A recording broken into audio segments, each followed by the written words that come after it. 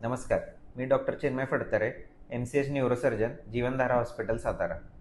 माझ्या OPDमध्ये बरेच लोक मला विचारतात की मला MRIची गरज आहे का नाही, किंवा MRI कुठल्या भागाचा करू, असे बरेच प्रश्न त्यांना असतात.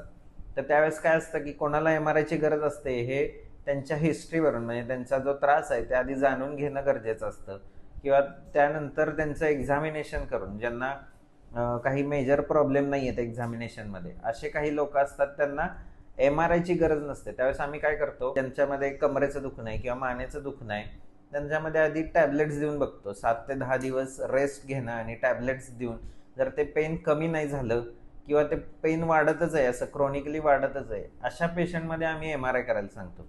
किंवा दुसरा ग्रुप जो असतो की पेशंटच्या हातातली ताकद कमी झाली आहे किंवा पायातली ताकद कमी झाली आहे आणि पेन खूप आहे, सिव्हिअर आहे, काही केलं थांबत नाही आहे किंवा लघवीचा कंट्रोल सुटला आहे, अशा वेळेस त्यांना काय सांगतो की आम्ही इमिजिएट MRI करायला सांगतो. तर त्यामुळे काय होतं की MRI मध्ये कुठली नर्व कंप्रेस आहे का नाही बघतो. बेसिकली MRI मध्ये बोनी स्ट्रक्चर, मणका जास्त बघितला जात नाही, तर नर्व्स जे आहेत ते बघितले जातात. नर्व कंप्रेशन जास्त, सॉफ्ट टिश्यू बद्दलचं स्ट्रक्चर जास्त आपल्याला दिसतं. त्यामुळे मणक्याच्या रिलेटेड आजारापेक्षा नर्व रिलेटेड काही आजार असतील तर ते आपण लवकरात लवकर ट्रीट करू शकतो का, आणि त्यासाठी वेगळी ट्रीटमेंट अवेलेबल आहे का नाही हे बघण्यासाठी आपण MRI केला जातो.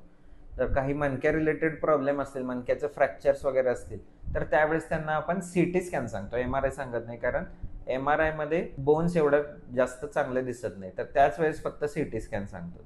तर तुम्हालाही काही अशाच क्रोनिक पेन आहेत किंवा पायातून मुंग्या कंटिन्युअस येत आहेत, तर तुमचाही MRI केला असेल तर तोही रिपोर्ट आमच्या हॉस्पिटलच्या नंबरवर खाली पाठवून द्या. आम्ही हॉस्पिटलचा नंबर खाली देत आहोत.